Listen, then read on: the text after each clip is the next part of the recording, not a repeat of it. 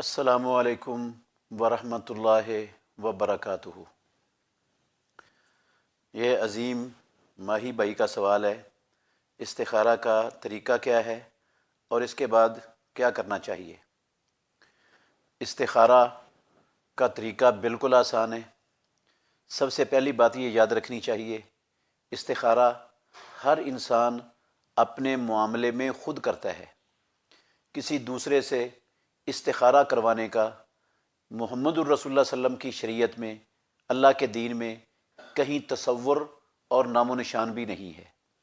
یہ جو میڈیا پر، اخباروں میں، جرائد میں لوگوں کی طرف سے استخارہ کرنے کا کاروبار لوگوں نے چلا رکھا ہے، اس کا اللہ کے دین سے، اسلام سے دور و نزدیک کا بھی کوئی تعلق نہیں ہے۔ رسول مکرم صلی اللہ علیہ وسلم سے بڑا کائنات میں نہ کوئی آیا ہے اور نہ قیامت تک آ سکتا ہے۔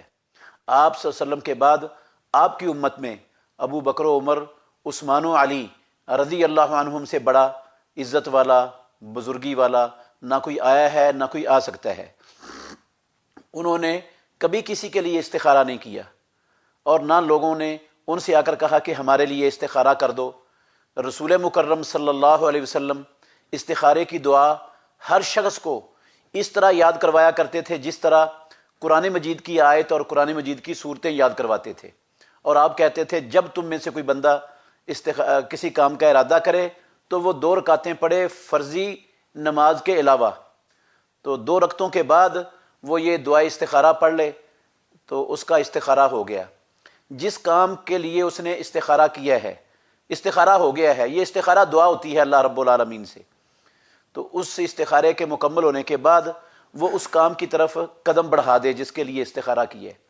اس میں نہ خواب کا کوئی مسئلہ ہے، نہ کوئی دل کے میلان کا مسئلہ ہے، نہ کسی اور چیز کا کوئی مسئلہ۔ کتاب و سنت میں ایسی کوئی شے نہیں ہے، یہ لوگوں کی اپنی منہ کی بنائی ہوئی باتیں ہیں ساری۔ تو استخارے میں استخارے کی دعا پڑھنے کے بعد کام شروع کر دے اپنا۔